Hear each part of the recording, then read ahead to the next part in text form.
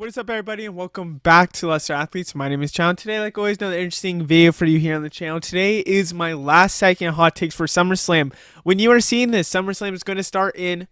Actually, am I going to upload this early? You know what? I'm going to. I just decided in this moment that I'm going to upload early. So, you'll probably see this in about 8 hours. SummerSlam's going to start. Maybe 7. Maybe 6 if feeling different. Whatever it might be, you're going to see SummerSlam tonight. Okay, that's all that matters. I am uploading this video before SmackDown. Let me say this. It's before SmackDown. So maybe some SmackDown stuff happens and I don't really know what goes on, whatever. I have to record some videos in advance because I am going on a little vacation. So I want to get some stuff started before things go on. But... we're going to talk about some last second hot takes. There's 7 hot takes in here about what could possibly go down. And when I say hot takes, some of them are kind of warm, some of them are lukewarm, but compared to what I've seen online, these are kind of closer to the not really popular opinions. So let me get started. Number 1, Damian Priest wins over Gunther. Now, I don't necessarily 100% believe this one because I think what matters a lot and what needs to kind of happen is Gunther needs to win. And the reason why I say this is because if you are doing the King of the Ring, you need to show the King of the Ring matters and needs to show that the King of the Ring is an important and elegant thing that goes on. So having the person that won King of the Ring go against somebody and win a title matters a lot in my opinion. That's why, Nia Jax potentially winning is another thing that's really big in my opinion. So, I think though, with this whole narrative that Gunther's kind of getting one up on Damian Priest, been disrespectful to Damian Priest, I feel a sense that Damian Priest might win and they'll let Gunther win at Bash in Berlin. Now, let's see how much we really get this because I think not a lot of people realize that Gunther's 100% winning and no, there's no way that Gunther is going to lose. I have seen Triple H booking so far. He likes the underdogs. When he sees an underdog that no one expects going to win, he's going to go through it. And a lot of people respect Damian Priest now.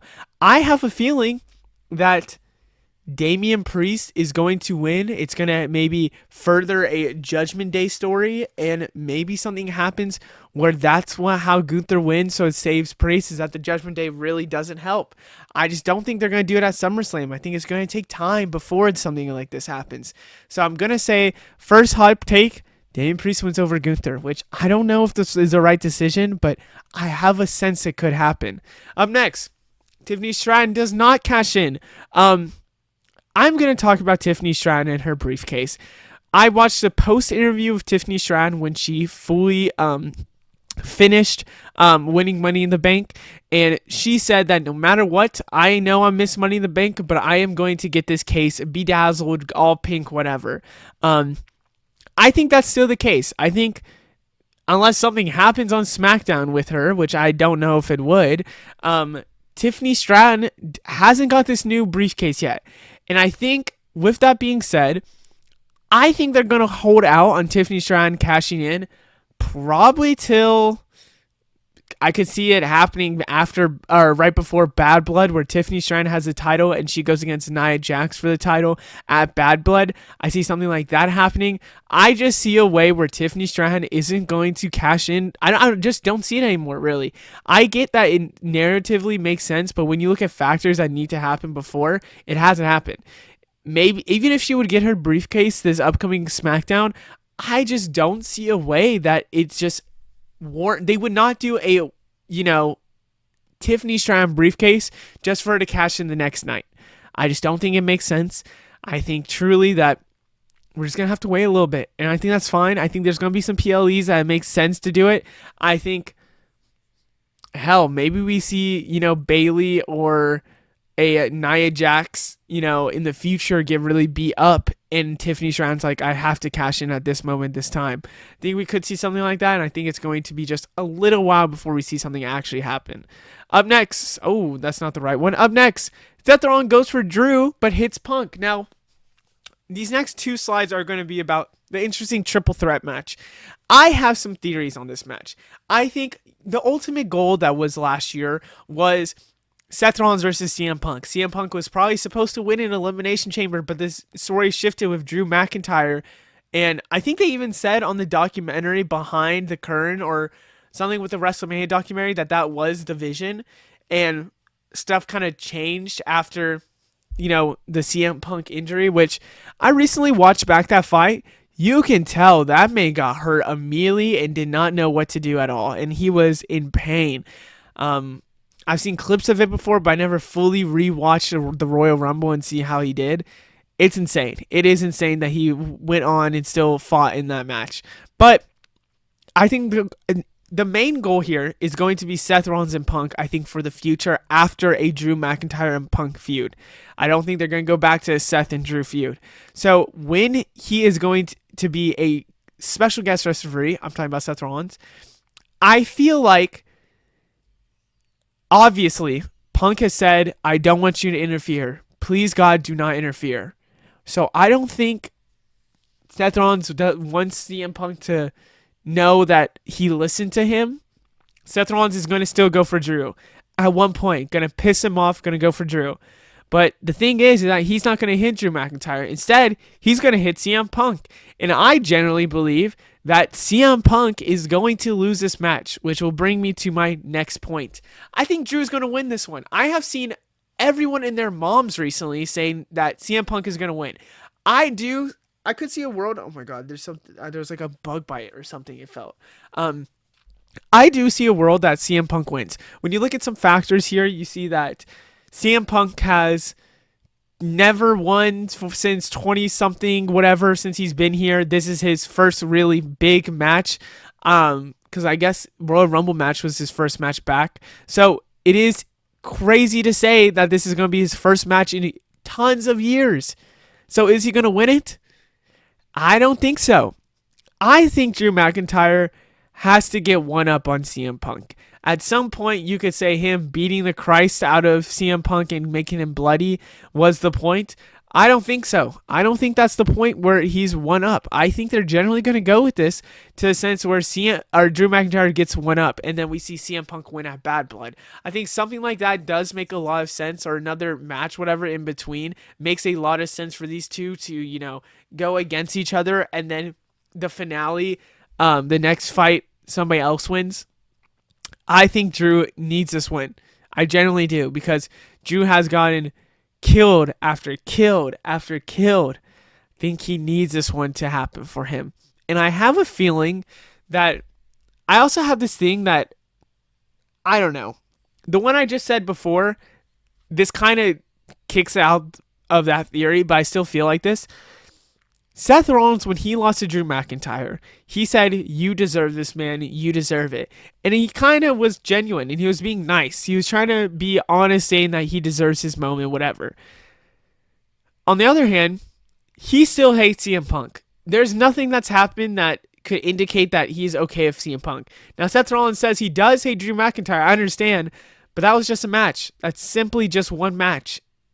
I think CM Punk still, has more hate from Seth Rollins than a Drew McIntyre.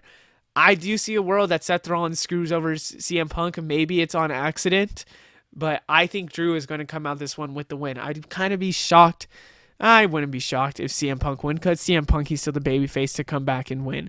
Up next, Dominic helps Liv accidentally, not intentionally. So there's been this whole theory online that I've seen a lot, that Finn, JD, been sus with Liv, where I had in my WrestleMania 41 predictions that they would, what's it called? They would help Liv Morgan in the future, just not now. It's not anything that's been too big to say it's now. You know what I have seen, though? Everyone and their mom thinks Dominic Mysterio is going to, on purpose, screw over Rhea. Now, to me, that just doesn't make sense at the moment. The thing is with WWE is that when even Dom was going to turn on his dad, they still planted seeds. Stuff with Edge that they were talking about and kind of getting mad about. Stuff that happened that, he's family, Dom. Well, I'm the real family here. There's stuff like that that built up to that turn to Judgment Day. In my opinion, before Rhea Ripley came back, there was a narrative that was saying that Dom would go to Liv. Afterwards, I cannot say the same. I feel like Dom has proved himself to Rhea Ripley, has been very tried to get her forgiveness, got her forgiveness, made Liv Morgan cry, made Liv Morgan cut an amazing promo, burning off his stuff, destroying the Judgment Day room. I just don't see a way where he's going to intentionally screw over Rhea. It doesn't make sense.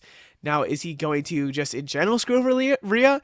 I think so. I don't think there's a chance Rhea Ripley wins this match, and I think Liv Morgan is going to continue this narrative, but it's going to be accident from Dominic Mysterio. I think that's the way I see it right now. Another big thing with the Bloodline that I have a question mark here because I'm recording this before SmackDown.